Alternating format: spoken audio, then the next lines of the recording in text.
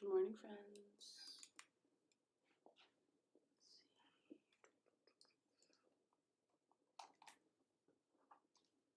Hello, hello. Am I streaming? I think I'm live. Looks about right. How is everyone today?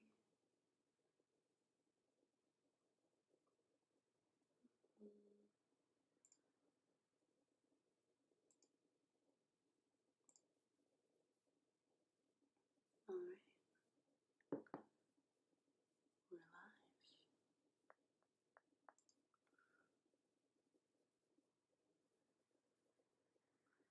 Good morning, good morning.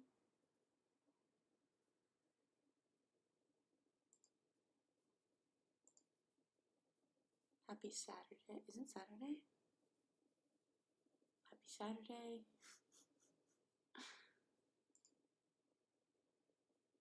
Just getting all this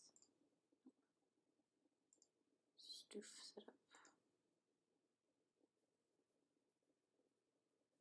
Pop out chat. Great. I'm going to get started in just about a minute here.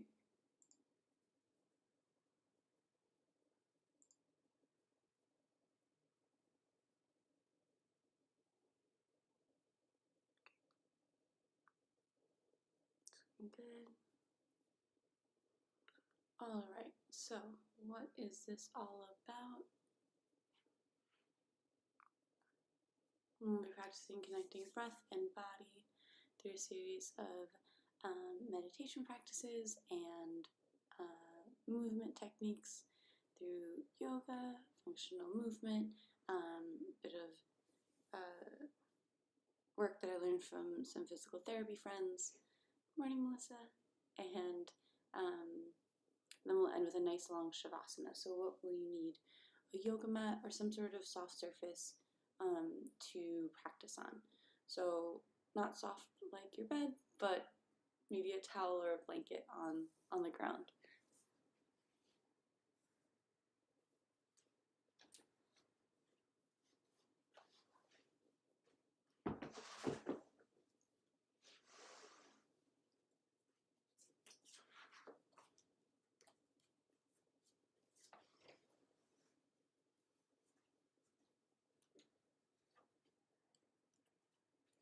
You might grab a block or a blanket to sit on. Yeah, you found me. I'm here. On the internet. Same place. Same place. No, actually a couple new places. Lucy says good morning to you. So if anybody's working on anything, like working on a pose or working on, or, come here, Luna, come say hi. Come. And Wolf Dog says hi too. All right. Everyone is awake and streaming. All right. So if anyone has like a body part that's feeling tight or that they'd like to stretch out or a pose that they're working towards, just drop it in the comments and I'll do my best to include your recommendation and request in class. And by do my best, I mean I just will. I'll make sure it's part of class. So feel free to drop that in at any time. I won't answer during the grounding meditation, but I will once we start moving. So we'll start sitting down. Okay. We'll start seated, comfortable position with a nice tall spine. Everything that I lead you through is an invitation. So don't get hung up on exactly how it looks. I'm more interested in how it feels. My intention is that you leave the mat feeling better than you did stepping on. So with cues with alignment, that's what I really want you to pay attention to. So when I say knee over ankle or, shoulder over wrist, that's kind of the information I want you to be focusing on. Don't get too hung up on the shape of of the posture, or even the speed at which I'm going. It's more important for me that you connect to your own breath's pace and just begin that relationship, that calibration with your own self, and trying to calibrate with mine. Yeah. So, seated up nice and tall. Heart comes over hips, head comes over heart. If you are seated cross-legged on the floor, you might sit up on top of a yoga block, a blanket, or even like a stack of books. So your hips are on the blanket, but your knees are off. And that should release some pressure from the lower back and hips. Hands come to rest on the lap, either palms down to ground down, or palms up to give and receive energy if you feel you've got a little extra to give. Eyes can close if that's comfortable, or else you can keep your eyes open just at a soft gaze beyond your legs. We'll start this with 3 cleansing breaths. Deep breath in through the nose, shoulders rise up towards the ears, and an audible sigh out through the mouth, the shoulders drop down and away.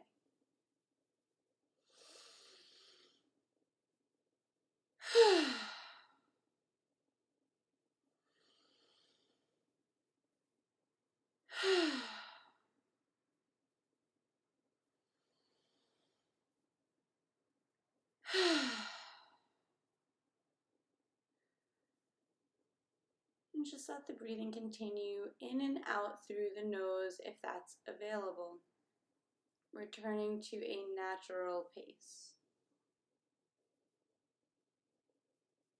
And we'll take a moment here to arrive. Let go of everything that came before and everything that's to come up after. Become present to yourself here in this moment. Here in this space.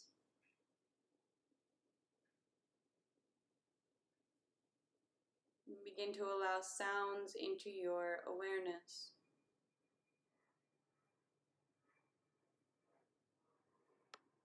Perhaps a plane flying overhead, or a bird singing outside your window.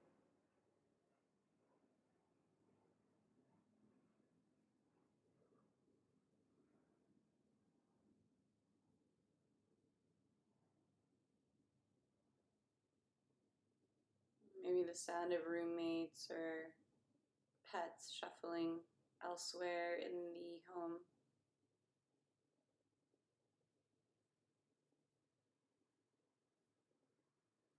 Allowing all sounds in all part of this moment, this experience.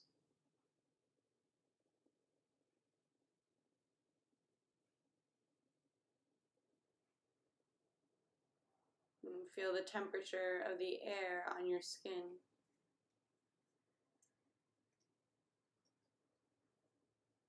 The weight where your body makes contact with the ground below you.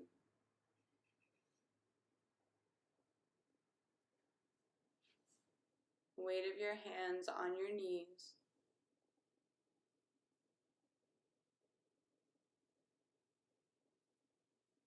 And begin to scan your body from head down towards toes. Checking in for any places of tightness or sensitivity, any restlessness or fidgeting.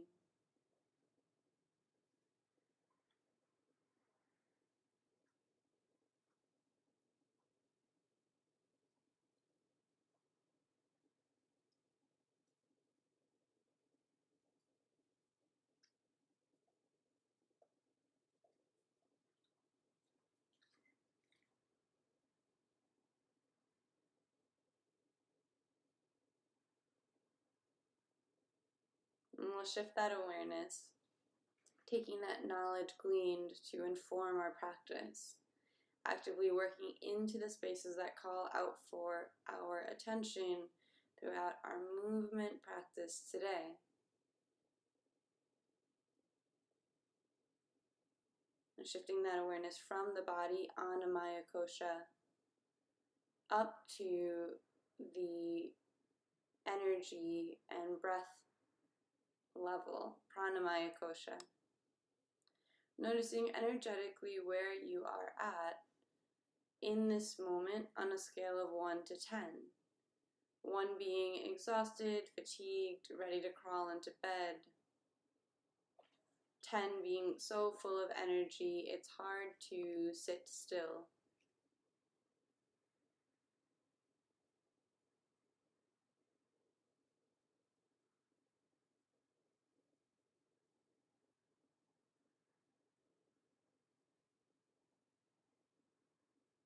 And shift your attention up to your breath. No need to change it, just observe. Inhalations, exhalations, and whatever space in between.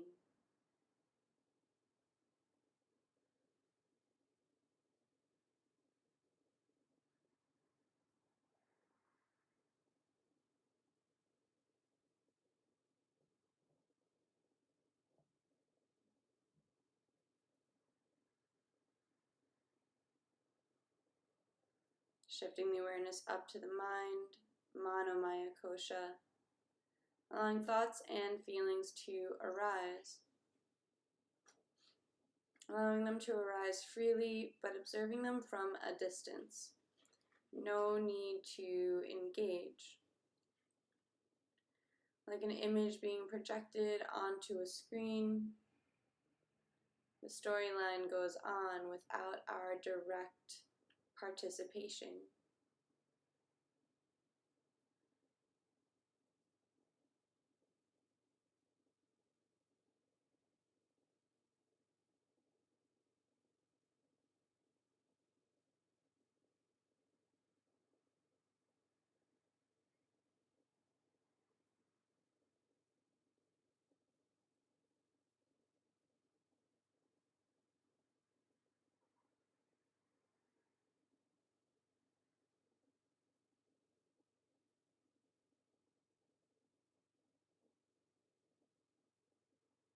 And just notice, what are the quality of the thoughts today?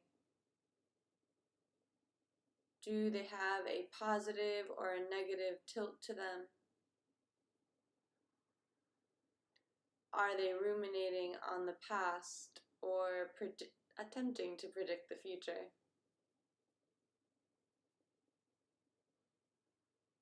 Not right or wrong, not good or bad, just something to notice.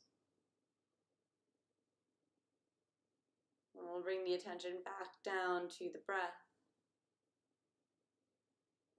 This time actively expanding the breath. On every inhale, we sip in a little more air. And every exhale, let something more go. As if there's a string pulling you up from the crown of your head, seated up nice and tall. Shoulders slightly pulled back to make space in the chest. And the belly is what's inflating on the inhale and deflating on the exhale, actively pulling belly button in towards spine, using some muscular strength for that exhalation.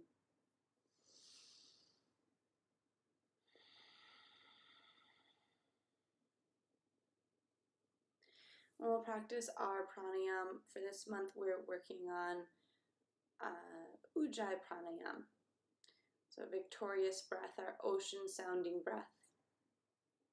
We're going to achieve that by a slight constriction in the throat so that you can hear the passage of air in and out through the nose, almost like you're trying to fog up a mirror in front of your face using just your nose.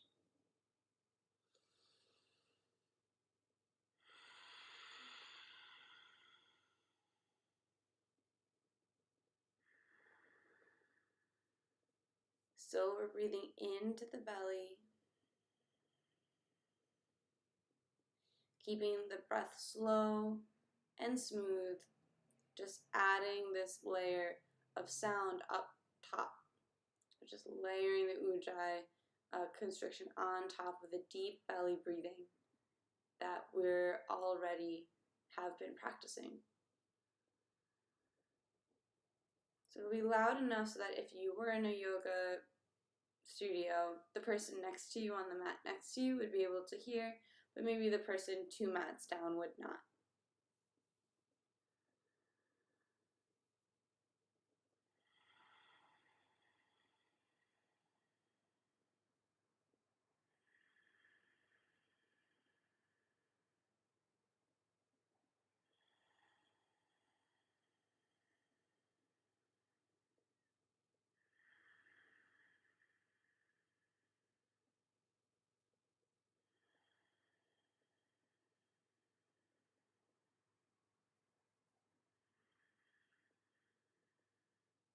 Allow space between top and bottom teeth, so jaw hangs heavy, tongue falls away from the roof of the mouth, and the shoulders stay relaxed and down away from the ears. All the breathing is happening in the belly.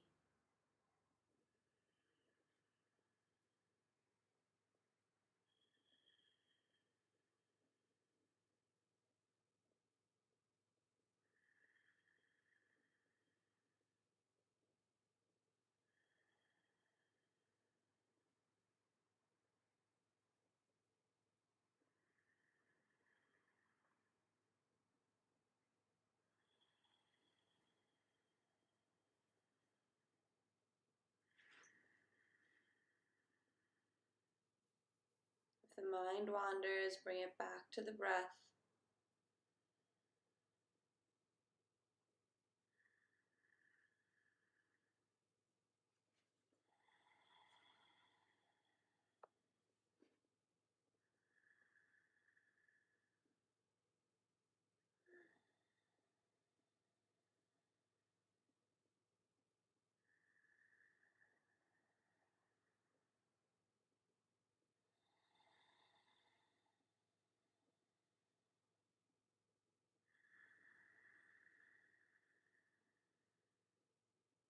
And the next time you exhale, releasing that constriction from the throat, just returning to a natural pace, natural breath without much effort. Though perhaps affected by that pranayama, that breathing practice. We'll invite our hands to meet at heart center, palms pressed together in Anjali Mudra. No space between the fingers and the thumbs pressed into the sternum. Consider here setting an intention or a dedication for your practice. It might be the sankalpa, the heart's desire you've been working with all year, your New Year's resolution, or whatever other reason, perhaps something new inspired you to show up to your mat today. The invitation is to set it in the affirmative and the present tense. So if you're attempting to overcome some circumstances in your life, it might sound like, your intention might sound like, I flow through life with ease and grace. Challenges, you might also call on some characteristic you'd like to develop in yourself. So it might sound like, I am patient, I'm compassionate.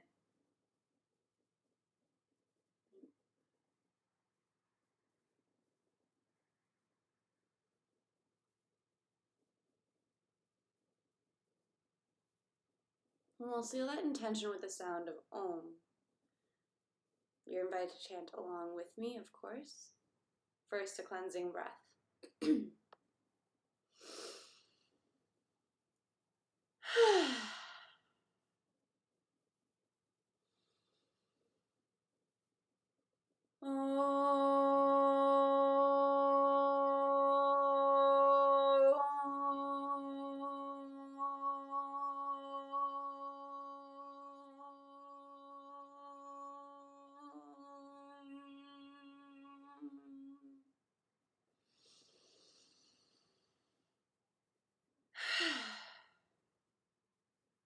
Allow your hands to release to your lap, chin drops towards chest, And inhale, right ear rolls over towards right shoulder. Exhaling, chin to chest, and left ear towards left shoulder. Just allowing the head to roll side to side. Good morning, Greg. Hi, M9 Easy. Welcome, welcome. Volume is kind of low. I will do my best to speak up.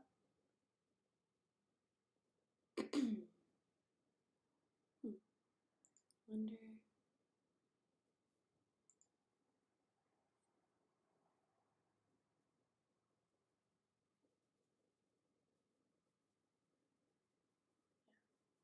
So we're just letting the head roll side to side here, just opening up the neck. Is that any better? All my settings on OBS got reset for some reason this morning, so kind of experimenting. Head rolls back through center, bring it up to neutral, and we'll just begin to roll the shoulders forward.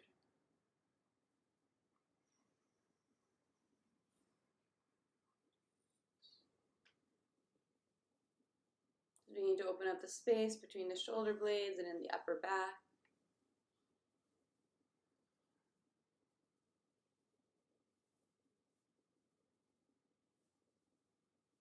And we'll roll the shoulders backwards. So that Ujjayi pranayama, that victorious breath that we're practicing, we do that so that we can help build this relationship, this connection to the breath, so that we can use it or work with it as a tool during our life off the mat. It's going to help us bring our nervous systems out of sympathetic fight or flight mode and into parasympathetic rest and digest mode. You can do that through just breath. That's pretty great. So shoulders are rolling back if you haven't already changed directions.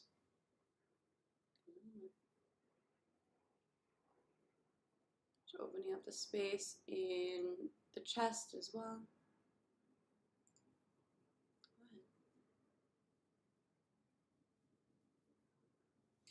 And we'll come to stillness in the shoulders. Inhale, arms sweep up overhead, reaching tall. And exhale, we bend over to the right. Reaching, the left hip stays glued to the ground. Inhale up through center. And exhale over to the left. Following the breath in to rise. And out to bend.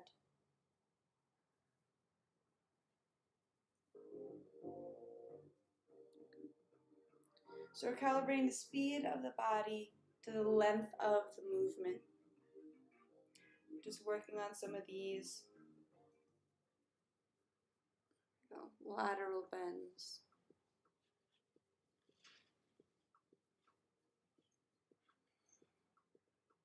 Back up through center, we'll meet with hands up overhead, and exhale is a high twist to the right. Left hand lands on right knee, right hand lands on the ground behind you, just opening the chest towards the side wall. Inhale, back up through center, and exhale over to the left. So we're staying up seated, up tall in the spine. Inhaling to center, exhaling to twist. These are just gentle twists, just waking our bodies up to the movement. It's not going for any personal records or deepest twists of your life or anything like that.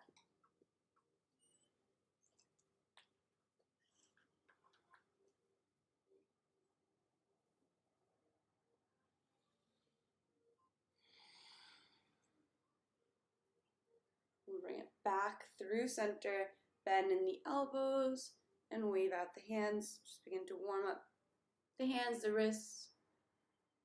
M9 Easy on Twitch. Twists of your life. That's every day. Love it.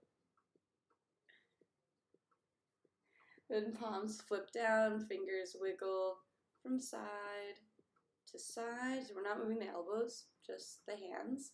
Warming up the muscles, the ligaments, the tendons, all of that. Palms flip towards the sky as if your fingernails are going to touch your forearm. Like that's where you're reaching. And then rotate to the full edges of your range of motion.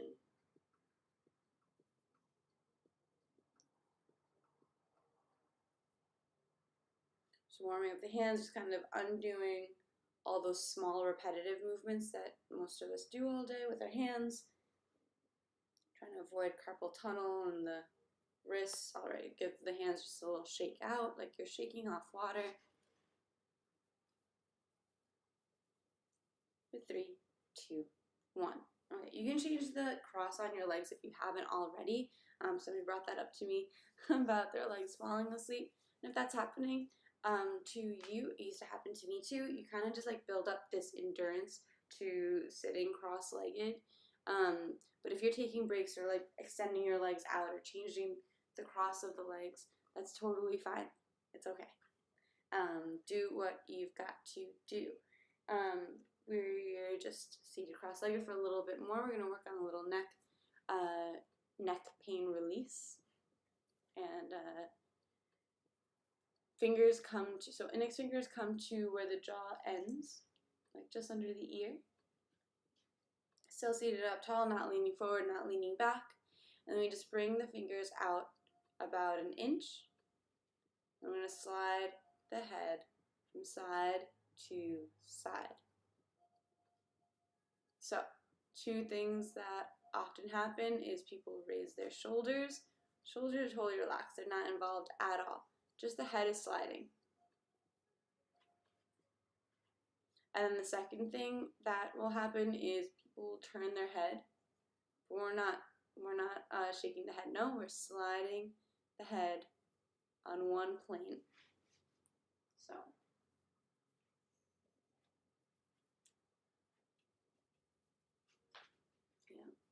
Slow it down. You can bring your fingers in even closer.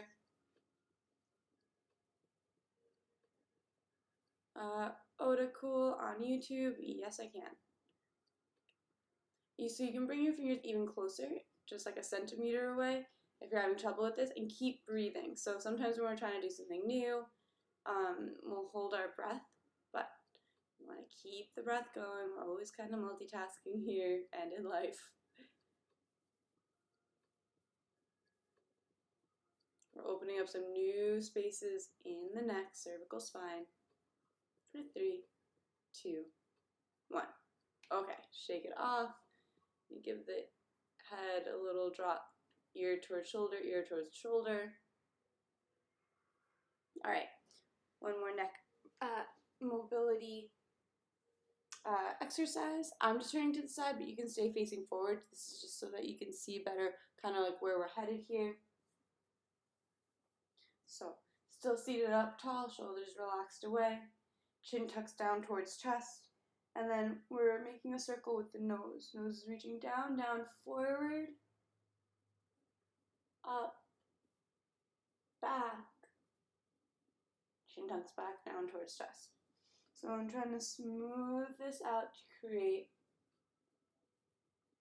a circle with my nose. To the full edges, the full range of motion.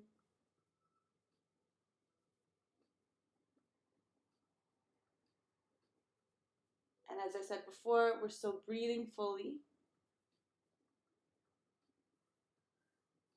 Slow and smooth and intentional.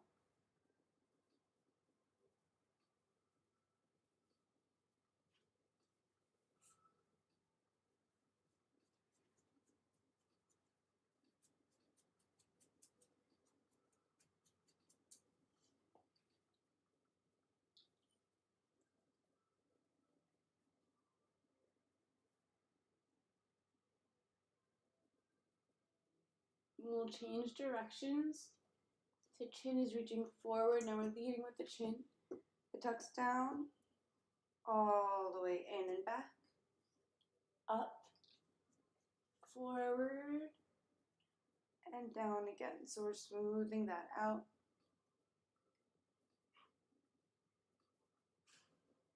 Imagine every vertebra in your spine and your neck moving smoothly and independently.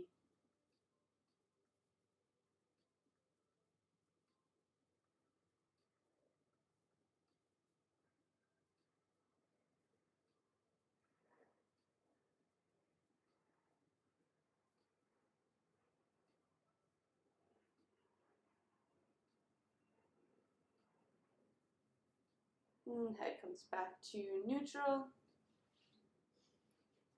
You'll just look over the left shoulder and the right shoulder. Just undo some of that. All right. So extend the legs out in front. I have a party. I'm a welcoming committee over here. Spread and scrunch the toes. Roll out the ankles. Just waking up the lower legs here. Okay. Change directions. Go lay down. Go ahead. Okay. Okay, guys. Go lay down. Go. Go. Go ahead. Good job. Alright. One more dog and the mat will be full. Yeah, basically. Okay. We'll bend in the knees because it's the weekend, so all of my partners are sleeping. Alright, so knees bend, feet come nice and wide. Stop. There's no fighting in yoga. And we'll drop the knees left and right. Just make sure make sure your feet are far enough apart that when your knees come down, they hit. No, please. Yeah, shake it off.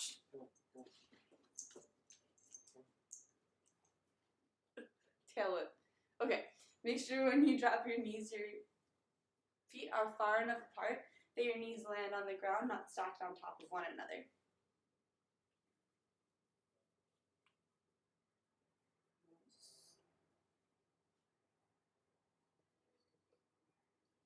And the next time the knees fall over to the right, we'll let them land there. And come onto hands and knees, tabletop, facing the front of the mat.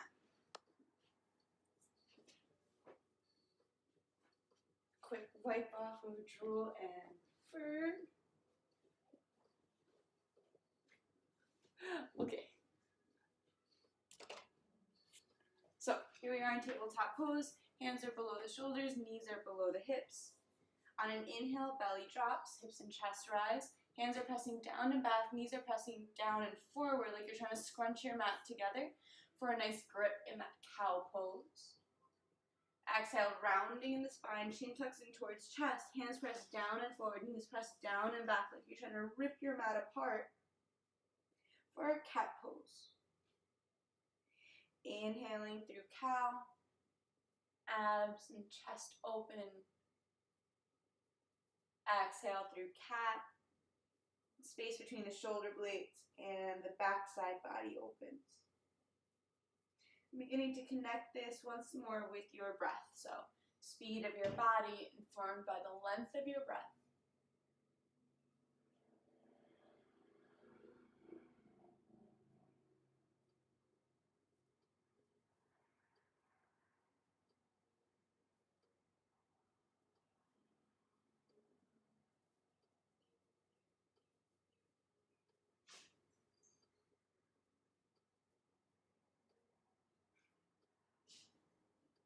And the next time you exhale through this cat pose, really pressing through the hands. And release neutral tabletop pose. So we'll turn the hands out. So turning your right hand all the way back, or both hands go all the way out and back so that your fingers are facing your knees. Fingers are spread wide and the palms don't leave the ground. I tuck the toes under for a little bit more stability. And here we're just going to slowly press back. So we're giving the wrist a deep stretch. We're just building a little bit more wrist resiliency, a little bit more wrist strength here. So nice and slow. There's no competition when it comes to wrist resiliency. It has to be done slowly so that we can build it up.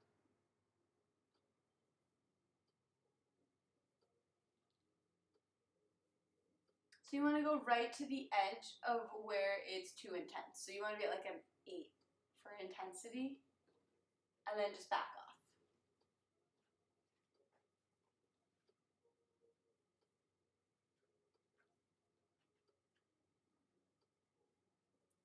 And And then this last time that we lean back, we hold it here, but we don't hold the breath. So hold the pose, but not the breath. Shoulders relax away, breathing fully. Palms are still glued to the ground.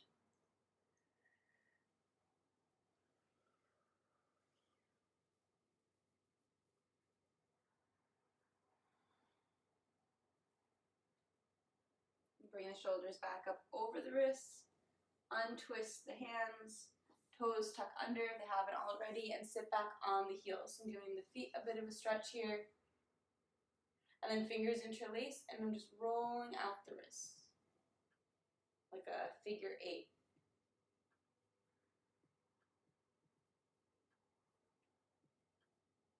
Change directions.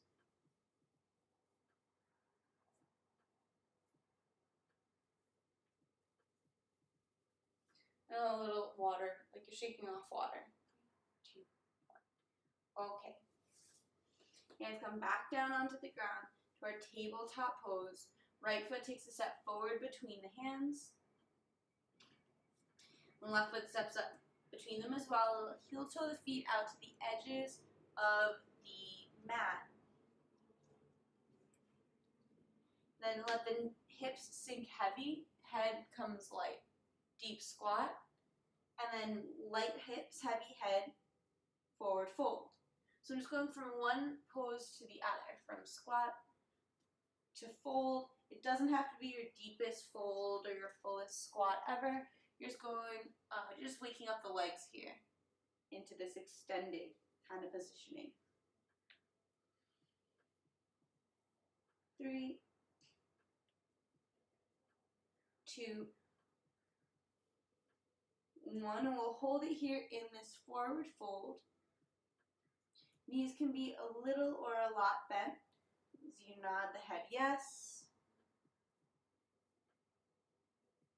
Shake the head no.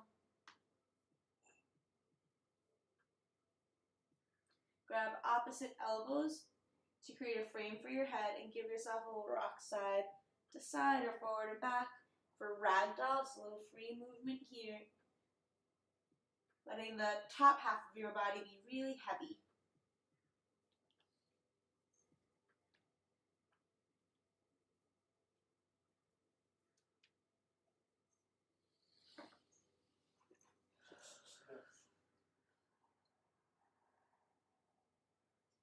We'll release the arms. Heel toe the feet in towards one another. Big toes come to touch, just a little space between the ankles. Inhale, hands come onto shins for a halfway lift. So crown of the head's reaching towards the front of the room, tailbone towards the back, like you're making the number 7 with your body. Another deep breath in here. Exhale, forward fold. And inhale rolls you all the way up to stand, rolling up one vertebra at a time. Heavy head comes up last. And arms sweep up when you get there. Exhale, hands to heart center for your Tadasana mountain pose. This up so you can actually look in the chat over here. Okay. Great. And inhale, arms sweep up overhead. Head tilts back to follow the hands. We're keeping the hips tucked forward, so don't pop your hips out like Donald Duck butt. Nope. Opposite, squeezing the glutes. Tilting the hips forward even as the chest lifts up towards the sky. And there's just like a little baby back bend. So just my head and shoulders are really pulling back. Nice, now hands down through heart center as the right knee floats up towards the belly. One-legged Tadasana. So I just have this right thigh pulling in towards my body. I'm going to connect with the drishti, a focal point ahead of me. Something that's not going to move, so preferably like not the screen, because I'm going to move on the screen. And as we exhale, we hinge on the left hip. Right leg goes back like a seesaw. The head comes forward to counterbalance. Try not to hit the dresser that's in your room. Making the letter T with the body, or warrior 3. So my right heel is pressing back, head is reaching forward, hips stay square to the ground. Deep breath in here. And the exhale, hands release down to the mat, bend in the left knee, right foot touches down. Now we're in a runner's lunge. You can adjust the spacing so that the left knee is directly over the left ankle and the right leg's back behind you. Yoga drawer open 3. One day, guys, I'm going to do something with this dresser, I swear. So we're going to just rock forward and back with this right heel, getting a little bit of a calf stretch. So if you're going through this movement, you're not feeling a calf stretch, likely your right leg is not straight enough. So imagine the back of your knees pressing up towards the ceiling. That's going to take the bend out and get you a nicer stretch on that calf muscle. I'm just going to keep the press back in the right heel. And inhale, arms sweep up overhead for a low lunge. Or rather, a high lunge. What am I talking about? So shoulders come up over the hips, left hip's pulling back, right hip's pulling forward. Hips are still trying to tuck forward, just instead of arching back. So you feel a nice stretch on the front of your right thigh here. Breath in through the nose, out through the mouth. Another breath in, just the chest tilts up a bit. Little baby back bend. Exhale, hands come down to frame the left foot. Then we'll drop onto the pinky side edge of the right foot. This is called fallen triangle. I let my left foot and knee kind of open to the side. Left arm sweeps up like a backstroke. Reaching back towards that foot. Feel a stretch on this whole, not hip flexor, I forget what's, IT band. There we go. And then bring it back to runner's lunge. Right foot steps back to meet left foot in our plank pose. Straight line from the heels to the crown of the head. Deep breath in here. And exhale, we'll lower down. You can always drop the knees halfway. Elbows only come down to 90 degrees. Tops of the feet flip. When we press the chest forward, shoulders pull back.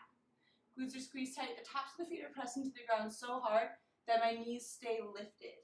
If this isn't working in your body, you can always come down to a cobra pose. So that's with hips on the ground. Just bring your hands another like 6 inches forward, bend in the elbows. But it's still the same positioning more or less in the spine.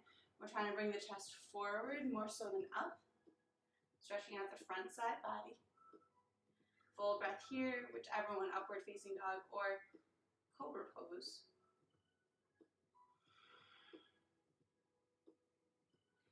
And then we'll send the hips up and back for a tabletop. So we're not going straight into downward dog. Instead, we're going to come into our puppy pose and give our shoulders a bit of a stretch. We've been working on this kind of all week. So the hands come forward, the hips stay up over the hips, and we drop the chest towards the ground. Mouth, chin, or forehead come onto the mat, and the hands press into the ground so hard that the elbows stay lifted. It's like you're trying to get your chest and armpits to the ground, but then the very lower back, so just the hips, are trying to tuck under like cow pose. So my whole top part of my torso is arching like cow, but my lower back is trying to round like cat.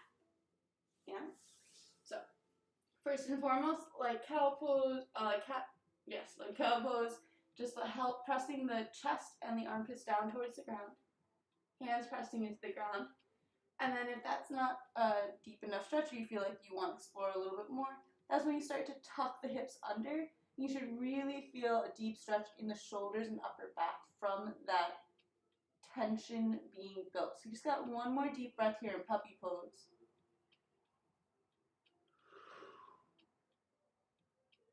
And then send the hips back. Big toes touch, knees splay open for child's pose. Hands reach back to your lower back. So we're just resting on top. And then just let the arms flop off. So forehead's on the ground. Arms are totally relaxed down by the sides.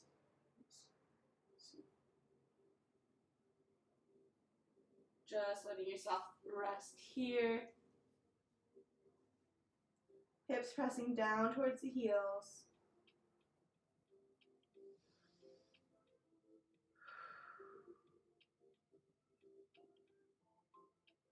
And hands press underneath the shoulders. Bring it back to tabletop pose. Toes tuck under, hips press up high for downward facing dog. Fingers spread wide. Feet come at least a foot apart. And then we're pressing the heels down towards the ground, sending the hips up and back for our, as if your hips are going to touch where the back wall meets the ceiling. So all this time we've been rounding in the lower back, tucking the hips under. Now we want the opposite. It's almost like you're trying to get that arch in the lower back, like you're trying to do that like Donald Duck butt sticking out movement in the hips. Let the chest and shoulders be heavy, or rather the chest and head be heavy. Just like in our puppy pose, it's like the armpits and chest are trying to touch the ground. Is that the actual goal? No, we're not actually trying to get the chest and shoulders to touch the ground. The goal isn't to get the heels onto the ground, that's just the direction of the body parts to get them in alignment for the pose. So, it's a straight line from the wrist all the way to the hips. If there's a break in this line, because the head can't fall down between the shoulders, like you're stuck here and you can't like straighten out the arms, then there's an option here to bend in the knees, and then you bring your belly towards your thighs. That's going to help open up the shoulders and upper back for you to be able to get into this posture. Adho Mukha Svanasana, downward facing dog. When we're breathing fully here, the eyes are open, gaze between the knees or between the feet.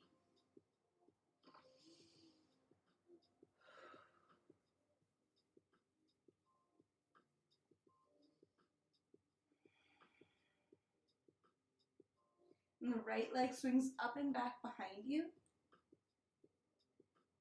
Knee comes in towards nose, tiger's pose, rounding in the spine like cat pose. Come onto the tiptoes of the left foot, shoulders come up over the wrists, and then right foot steps up between the hands. It's okay if it takes more than one step, don't get hung up on it. Just get your right foot up between your hands, and then we're going to press into the left leg to come up to our standing split. So the right foot's pressing into the ground, so the left leg floats up for our standing split. So the left leg is reaching up and back behind you, up on tented fingertips, let the head be heavy, just like a seesaw. The heavier the head, the lighter the foot, and toes are reaching up, up, up behind you. You can play with the balance here by kind of floating one hand up or the other. Or if you've kind of been working on this or you feel like pretty confident in this pose, the game could be bringing the hands to that right shin. One more breath here, really reach through the left toes.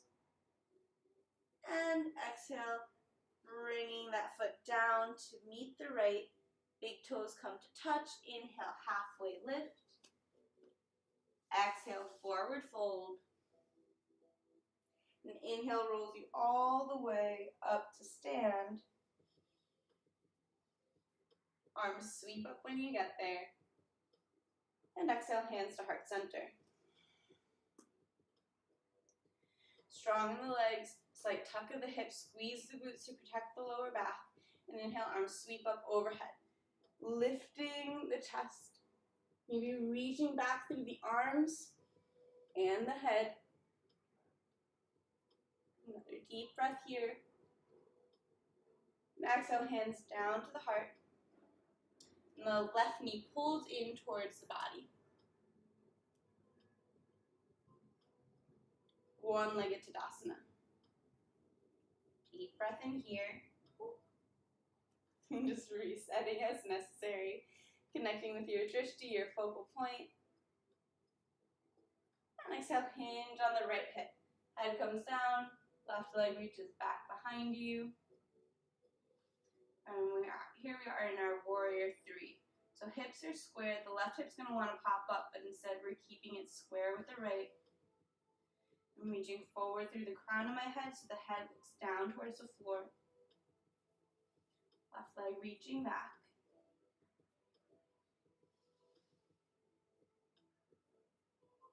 Last deep breath in here, Virabhadrasana 3.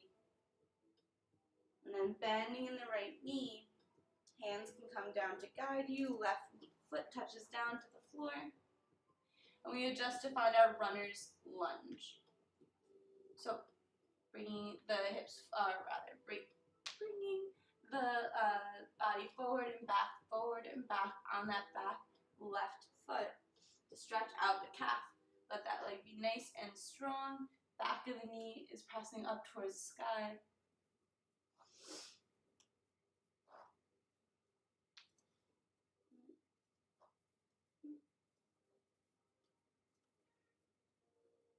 And then we'll keep that heel pressed back. Right knee over right ankle. And arms come up for a high lunge. Right hips pulling back, left hips pressing forward. Arms are up overhead, full breath here. Shoulders melt away from the ears on the exhale.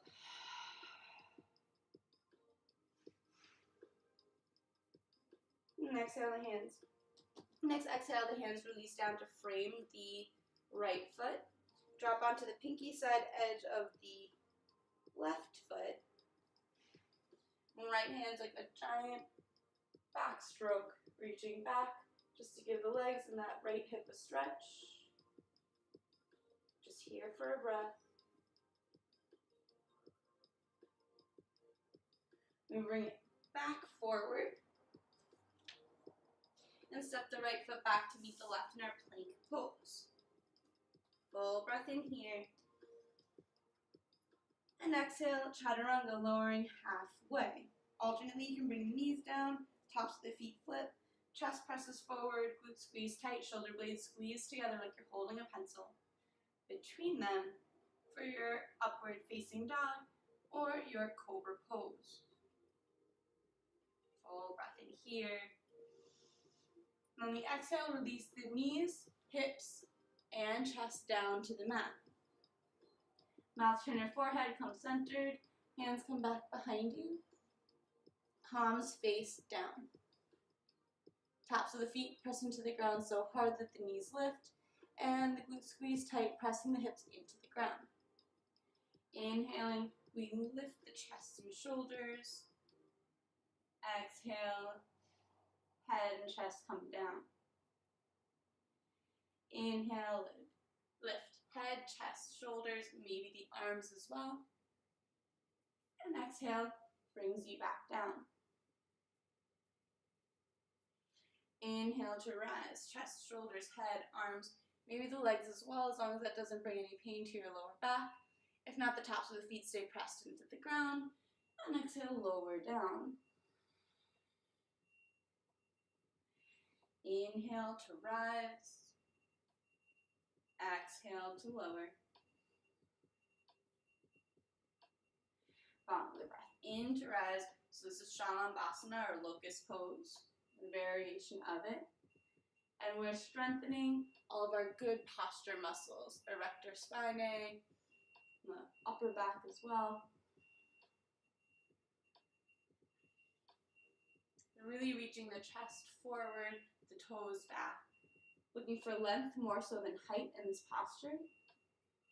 And this is our last one, reaching up. And we'll hold it here. The breath continues, but we hold the breath. We hold the pose, but the breath continues. Feet are reaching back, glutes engaged. Chest is reaching forward, and fingers are reaching back for the toes. Head doesn't have to look all the way up. I can just keep the gaze right where my short end of the mat ends. one more deep breath here.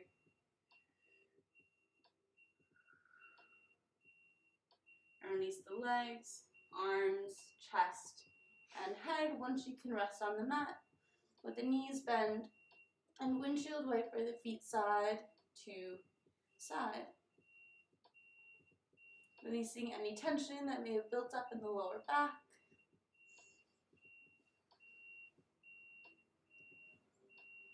Hands come underneath the shoulders, release the feet to the mat. Pressing up and back, the toes connect. Knees come far apart. We'll just round it back for our child's pose. Forehead can come down onto the ground, just giving the head a little rock side to side.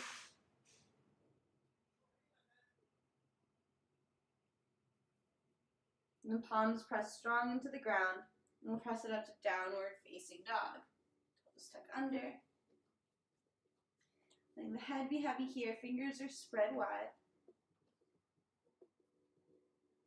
Eyes are open between the heels or the knees.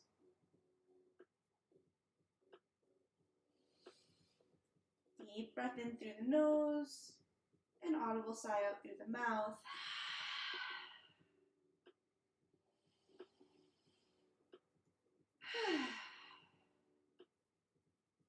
The left leg sweep up and back behind you. And then knee in towards nose, rounding the spine like through cat pose. Roll onto the tiptoes of the right foot. Shoulders come up over the wrists, and left foot steps up between the hands. We'll press into the left foot as right leg rises up for a standing split. Heavy head reaching down towards the toes, right toes reaching up towards the sky. And the hands are there to help support you. You can start playing with a little balance challenge, maybe bringing one hand to the leg, maybe the other, and just resetting accordingly. All the while breathing. Definitely don't want to hold your breath in this upside down, in this inversion of a posture.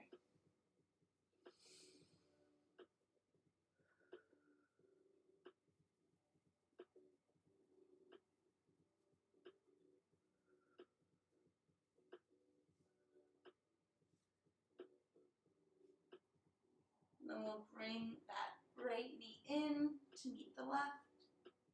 Release the foot down, big toes come to touch, a little space between the ankles. Inhale, halfway lift. Exhale, forward fold. And inhale rolls you all the way up to stand. Arms sweep up when you get there. And exhale, hands to heart center. Deep breath in through the nose. And an audible sigh out. All right, let's shake off that effort and give the legs a shake. And the hands a shake, and we're just going to bring a shake to the whole body for our lymphatic shaking segment. So we're lifting the heels and dropping them strong with bent knees to create this bounce, this like reverberation in the body. Alternately, you can bring like a whole jump to it. If you're feeling up to a jump, you can totally take up space, bring more energy to it. But if you're just feeling like a bounce today, that's totally fine too. You do it with like very little effort once you get going. So we shake every day to release tension and stress that builds up in the body. In yoga, we call them, what are they called? Samskara. So samskara are these like stuck energy points in the body that kind of form during moments of stress, fear, anxiety. And they don't even have to be named to really be released, right? There's like issues in our life that we have to talk about to get released. But there's some stuff that's happened to us so long ago, or possibly so seemingly insignificantly, that they wouldn't even be able to be recalled through memory.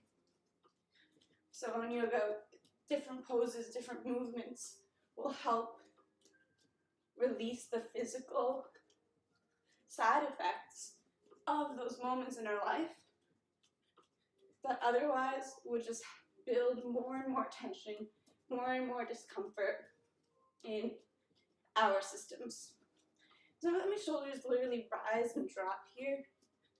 Like I know I hold a lot of tension there. So I just focus a little bit more effort in the arms flopping.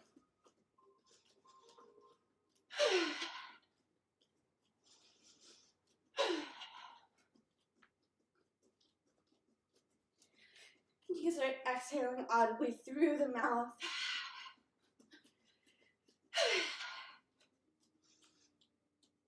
And then we come into our breath of joy. So this next practice is our letting go practice.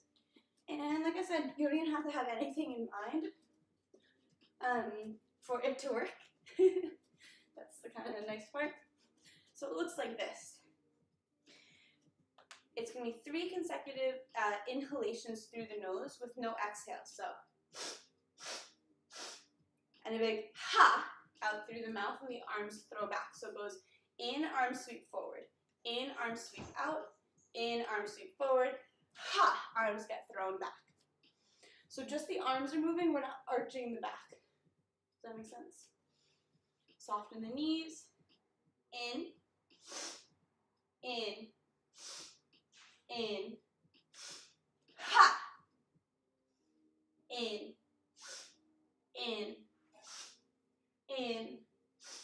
ha.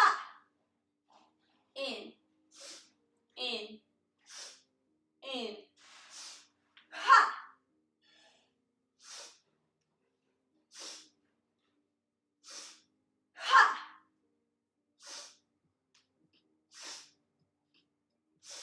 Ha!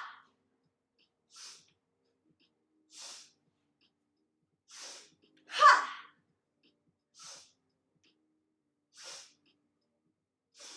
Ha! 3 more if you haven't joined in yet. Now's your chance.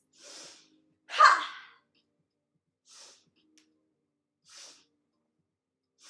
Ha! Last one. Make it count. Ha! Ha! One hand lands on the belly, one hand lands on the heart. Feet nice and wide, stable stance. Eyes closed. Just take a moment here to observe. Taking your body like a snow globe and giving it a righteous shake. And now we pause to see where all that glitter dust settled. What was revealed. What shows up when you allow yourself to take up space and be loud.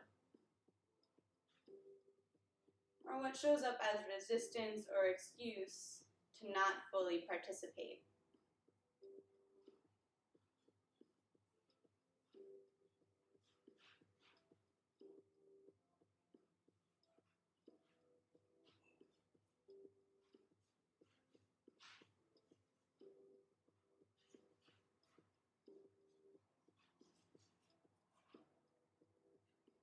Not right or wrong, not good or bad, just something to notice.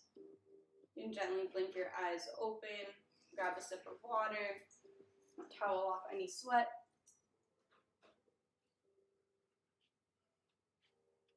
I need more glitter dust then. I love it.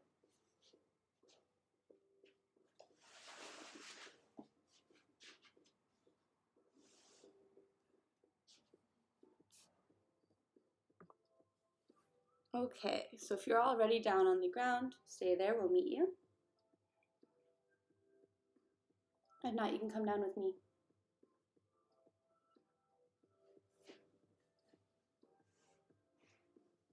Meeting up at the back of your mat rather. Inhale, arms sweep up overhead. Exhale, forward fold. Inhale, half lift. And exhale, knees bend deep, deep, deep, so deep Then we come down to seated. You can use your hands to catch you. Let your feet come together, knees split open to the sides. For a Baddha Konasana, bound angle pose, or some people know this as Taylor's pose. You can use your fingers to give yourself a little bit of a little foot massage. If there's an opportunity, I'm always going for a foot massage. So I'm just working into the bottoms of my feet, almost like opening them like a book. Also just giving my hips a chance to kind of like relax and not be like, we're splayed open. Just like, all right, we're here.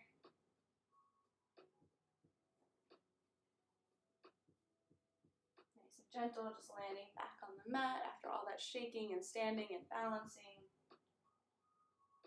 All right, then we'll grip onto the feet or maybe the ankles or shins and sit up nice and tall. So I'm pulling my shoulders back, almost like a back bend in itself.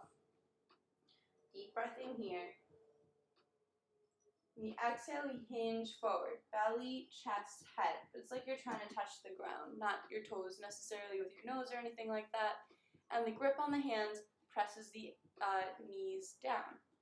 So, am I pressing my knees towards the floor? Yes. Is my goal to get my knees to the floor? No. My goal is to get to the edge of where I feel that nice stretch in my hips. So, it's always more so about destinations or goals like within your own body to find like the edge and maybe push it a little further. It's not really ever about like the goal of some other object in relation to your body. So about like getting your hands to your feet or your head to the floor or something like that is like less important than being able to really find the edge of a stretch. Where you know you're stretching deep enough that you are gaining flexibility, but not so deep that you're creating injury. So the shoulders be soft. If the head is heavy, just making sure it's not bringing any pain to the lower back. It's not necessary. You can always just bring your nose reaching towards past your toes to alleviate that pain in the lower back. I'm just gonna add 2 more breaths here.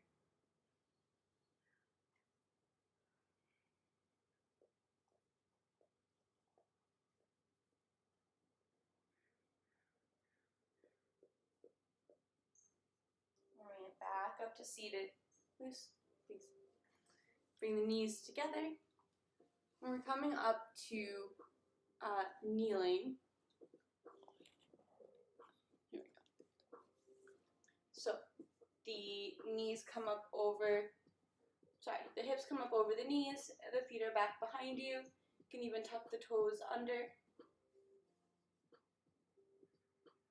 Right hand is going to come back towards that right foot. My hips press forward to counterbalance, so squeeze the glutes, hips press forward, and right hand reaches back before that foot. Left arm, like nice big back strokes. We just got 3 big back strokes here. So we've been working on back bends all class, so your spine's quite warmed up. So are the shoulders. Now we're just getting like a little bit used to this position. And bringing it back up to center. Left hand reaches back for the top of the left foot. And then big back strokes with the right arm. So I'm letting the chest open, and then like a little bit of a twist, back to open. Just getting a little bit more comfortable with this opening on the front side body, and back up through center. Okay. So now we're gonna come. So that was, it's called Ardha Ustrasana, half camel pose. We kind of did like a dynamic movement through it. So now we're gonna come into a static Ustrasana camel pose. So my toes are still tucked under. I'm gonna bring my hands to my lower back, and then almost like you're sliding your hands down into like back pockets of high-waisted jeans.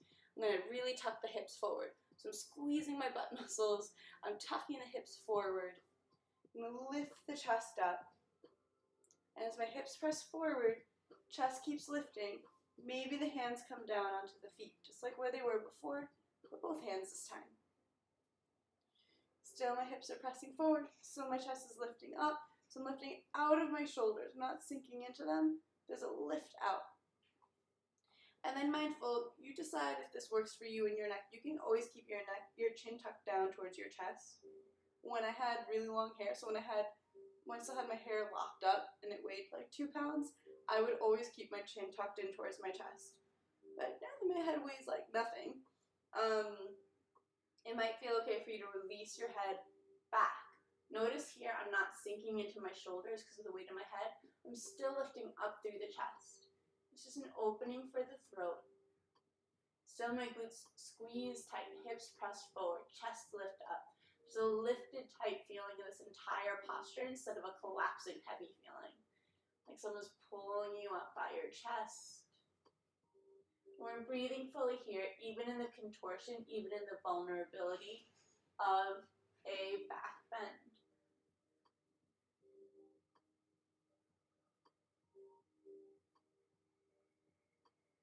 And sometimes you can start to feel kind of panicked in a position like this.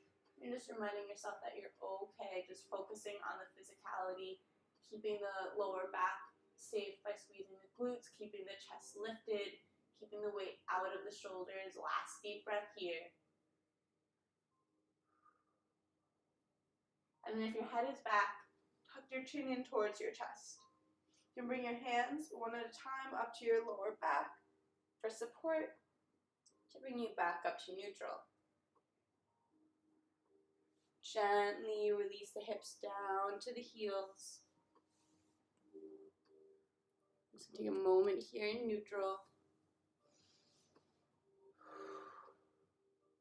And then with the knees still together in this hero's pose, we'll come into a variation of child's pose, just slowly draping your belly over your thighs and letting your head come down to the ground. You can press your hands into the ground to keep the elbows lifted, or just give the arms a break now, letting them gently release to the ground.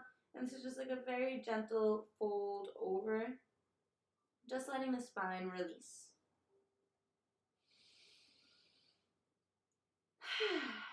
Breathing into the backside body, allowing the breath to create even more of a rounding in the spine, subtle as it may be.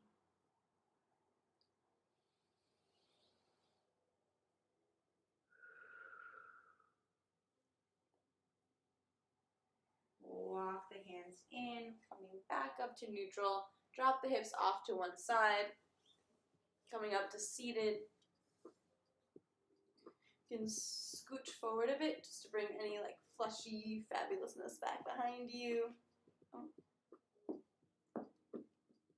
So your sits bones are really close to the ground. Hands come behind the knees. We pull the knees in towards the belly, belly in towards the thighs. We're going to tilt back. So 3 points of contact in the ground, left and right sits bone and my tailbone. I'm going to bring the shins up parallel to the earth for Urdhva Navasana, upward facing boat pose. Keeping my chest nice and tilted up. Deep breath in here. And exhale, release the hands. Inhale to sustain. And exhale opens up that angle just a bit. Inhale to hold. Exhale, open up. Inhale, hold. Exhale, extend the legs. Oh, really don't need your added weight on me. Inhale to hold. And exhale, release all the way down. Arms reach out, feet reach out for all 4 corners of the mat. Full body stretch.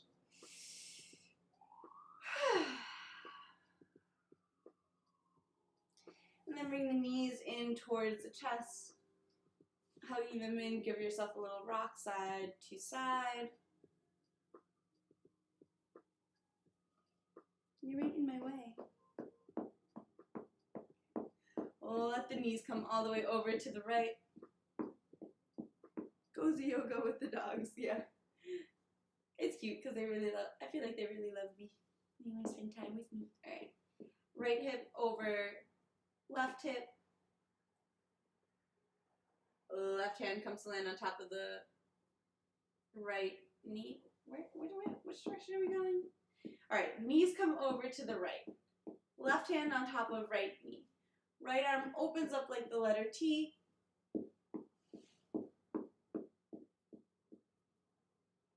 For our Supta Matsundrasana, our supine spinal twist. So I'm just pressing this opposite shoulder down into the ground.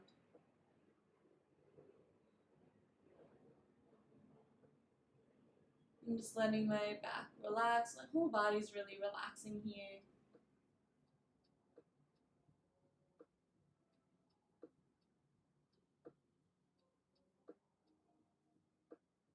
Knees come up through center, head comes up through center.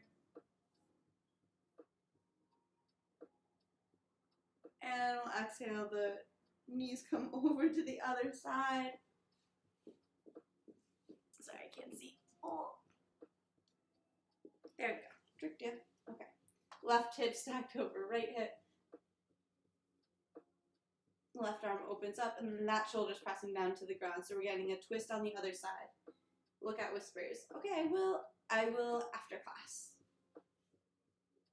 Because we're just wrapping up class, just letting our bodies relax.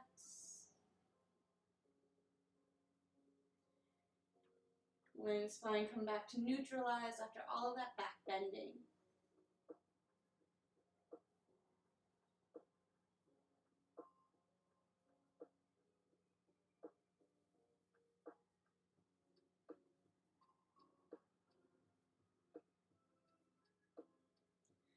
Head come up through center, knees come up through center, and then just notice, is there any less movement or twist or stretch that your body's asking for? And just let yourself move through it. It doesn't have to have a fancy yoga name. It will literally be anything at all. It could just be a wiggle.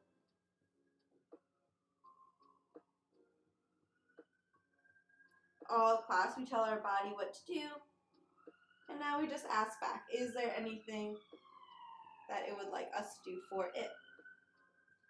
And sometimes, mostly it probably won't answer with words. So you just kind of gotta move intuitively, kind of like randomly, even if you will. You can move randomly with intention, right? So usually momentum is not our friend in poses. So we just move slowly and then like, oh, okay, there. That's what I was looking for. That's the stretch that I was missing from class. Or whatever it might be.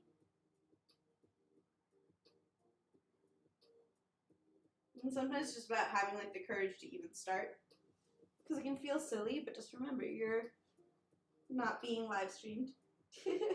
So whatever you're up to right now, whatever exploration you're in with your body, is like just between you and yourself. It's kind of great.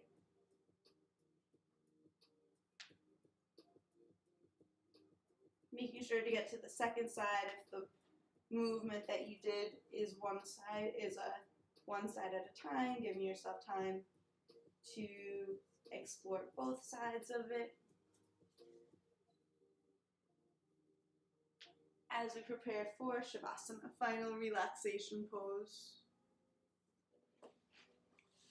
It looks like legs down, extended the length of the mat, feet at least a foot apart, legs so relaxed that the feet naturally split open to the sides. Palms flip up towards the sky, arms down by the sides. Palms face open, shoulders tuck under to support the chest, and the head comes neutral. Gaze up towards the sky, and the invitation is for the eyes to close. If this positioning brings pain to your lower back, you can bend in the knees, bring them nice and wide, feet to the edges of the mat, knees knocked together, lift the hips, tuck the tailbone, and lower back presses into the ground as you release. Broken bridge pose. This is an option. Traditionally, it is practiced with the legs down the length of the mat.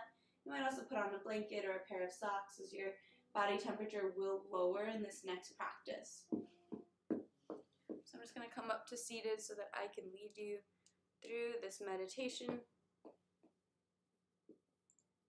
But you stay laying down.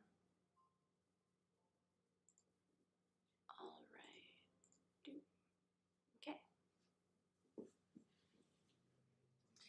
So Savasana is all about integrating all the effort of what you've practiced in class. Just like sleep at the end of your day is about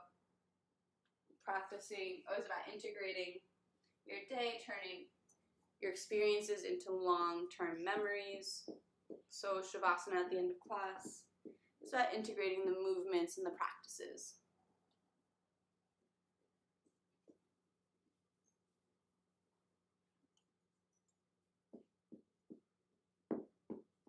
We'll start this practice just the way we did the first grounding practice, with 3 cleansing breaths. In through the nose and an audible sigh out through the mouth, but just let the shoulders be relaxed here. No need to move them this time around.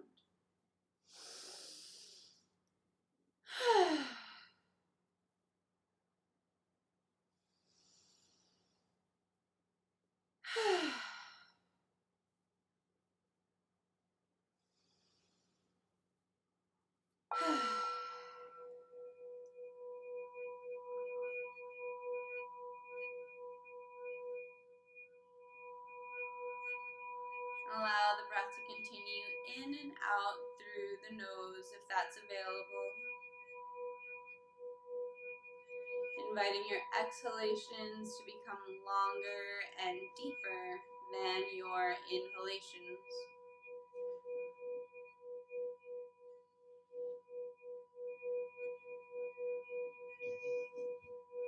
Space between top and bottom teeth as the jaw hangs heavy. And the tongue falls away from the roof of the mouth, a symbol of chitta-vritti, monkey mind. And we're just inviting that monkey to sit this one out.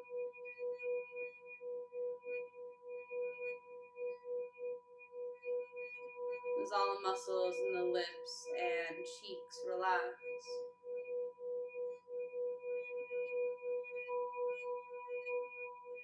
Nose and nostrils rest, and gently allowing air to pass through like waves lapping up to shore.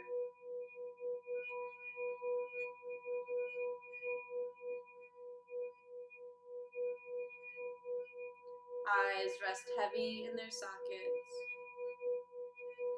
Eyelids just barely touching.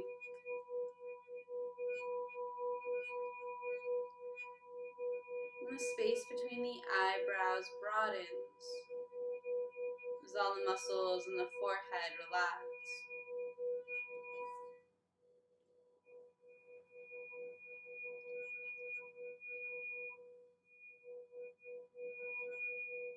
Muscles surrounding the ears with all their wrinkles and folds.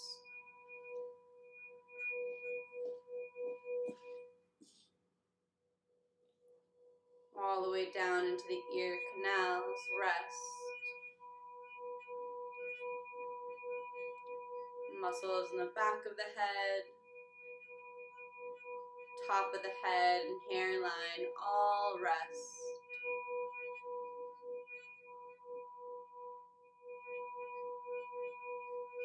Neck and throat, relax. And the shoulders, the shoulder blades melt away. Upper arms and elbows release. Forearms and wrists relax. Palms, backs of the hands, knuckles, fingers, fingertips, fingernail beds. Whole hands alive with vibration. Whole hands alive with creative potential. Rest and integrate all that you practice.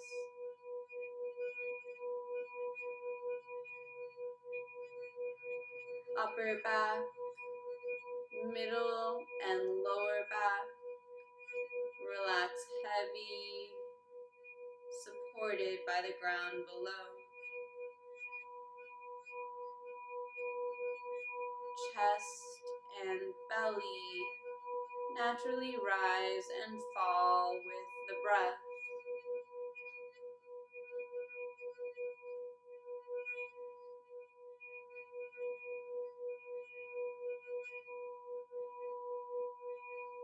Pelvis, glutes, and hips rest heavy, supported by the earth below.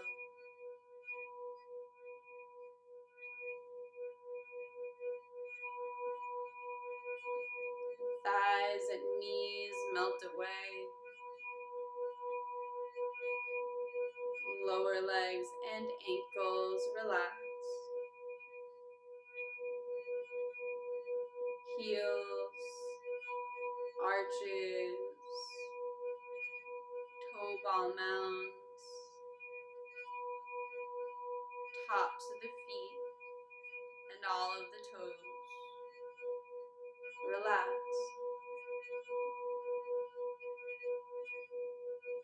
Whole body rests. Whole body rests. Whole body rests.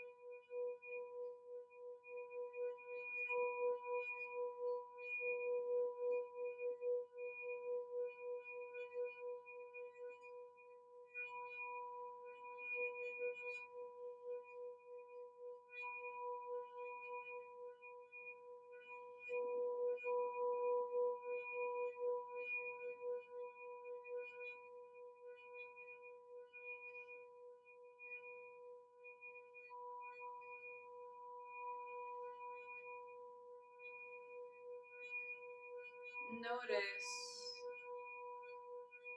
if in your mind, if even for just a moment, there was a pause, some silence in that inner dialogue.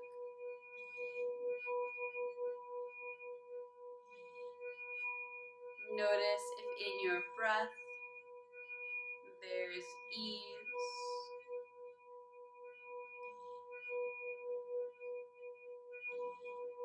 And notice if in your body, the places of tension have found space. And the places of restlessness have found peace.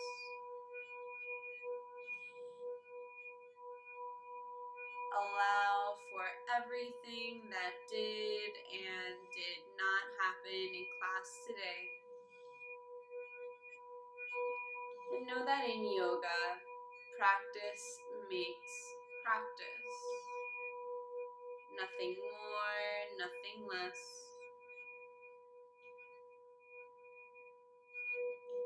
Invite your inhalations to deepen and become longer than your exhalations.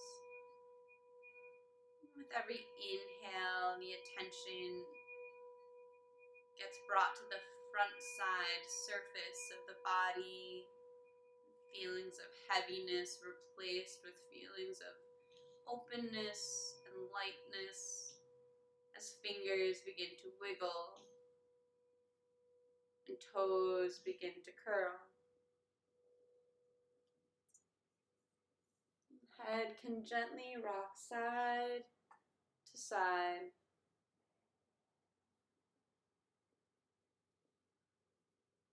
Arms reach up overhead for a full body stretch. Let the knees come in towards the belly, rolling over to whichever side feels natural. Landing in a fetal position, fully released and fully supported by the ground below.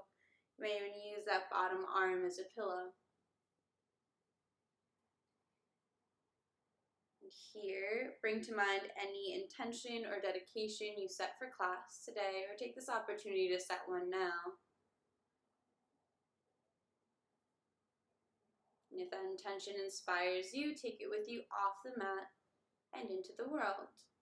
Allow it to affect you and the people around you for the rest of your day. With eyes still closed or gently lowered, press your hands into the ground to come up to a seated position, just like how we started class. Hands come to meet at heart center, palms pressed together in Anjali Mudra. Today we worked on a series of back strengthening postures through back bends, chest and front side opening. The first namaste is said silently to yourself, thanking your body for the effort it put into class. And the second namaste is said out loud to everyone that held this space. Namaste.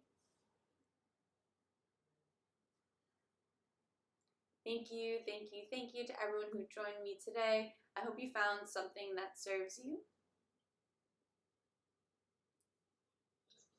I appreciate everyone who's down on the floor practicing with me, everyone who just shows up to for the meditations or the singing bowls at the end, and all you people lurking. I appreciate you too. I know one day you're gonna feel inspired to join us. Namaste. M9 Easy, you have a great day too. I appreciate you and your presence. Sergio, hello. Sorry I didn't say hi. When you first typed it, it's just in the middle of the meditation, which you can always type in when I'm leading through the meditation. I'm just not going to answer until once it's done. Hype. Oh yeah, it's Saturday. So I hope everyone's going to have a great weekend. We're here again tomorrow, same time, same place. I appreciate you guys. I also appreciate everyone who's been dropping tips. It does make a big difference in my life. It really does add up. Currently, we are saving up tips to buy a crystal singing bowl. So these are my metal Tibetan singing bowls. But there's something called a crystal singing bowl, which is same concept but made out of crystal. Because we do have a friend or two here on the stream that has tinnitus, and this metal sound is like triggering for him. So we're gonna get crystal singing bowl to try to alleviate that, so that he doesn't have to jump out during Savasana every time. Very close. I think I'm like $30 from what's it called? From like my goal to like go get that crystal singing bowl. So it's very exciting. And I appreciate you all. If you guys have any questions, of course you can drop them in chat, share with class, or you could send them to me privately, and I will answer your DMs, your whispers, your text messages. If you know me in real life, just text me, or Instagram. Those are like the two easiest ways to get in contact with me. Shadow Master, you asked me to check the whispers. Just gonna say it looks like you need help getting big on Twitch. No, not really. But if you, yeah, I'm good. Thanks. I'm really just sharing this. I'm not really doing this to get big on Twitch. I'm actually streaming to Facebook and YouTube too. I'm just teaching yoga every morning, but I am loving this community that's being built on Twitch. So I think the right people show up at the right time, and yeah, I like having other people to practice with in the mornings. And today's day 65. Today's the 65th class, and well, knock on wood, there hasn't been a single day that I've shown up and not at least one other person was here. So that's been really nice for me. Just personally, selfishly, I really enjoy having other people to practice with, and it keeps me accountable too. Like if I didn't have to sign on at 8:30 or like 8:20, 8:30 every day, I probably would be like, oh, I'll just practice later today, and then I'd miss days, but I don't miss any days with you guys, so I really like that. All right, so it is Saturday. It looks like Glassy Momo is on. What? All right, Momo is one of my best friends IRL, like in real life. She's an amazing artist. We're definitely gonna raid her. So if you're not on Twitch, I love you. It's not gonna go over, of course. But I really appreciate you. Thanks to everyone on Facebook. Melissa, if you're still watching, John Bailey, Nisa, you guys are great. I love you. I'll see you. Oops. Yep. Here we go. Tomorrow, same time, same place.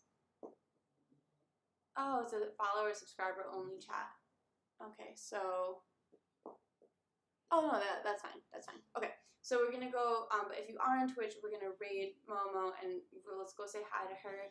I like never see her on the weekends, so this should be fun. Thank you, Sandra Bermuda. All right, friends. Namaste. Be well.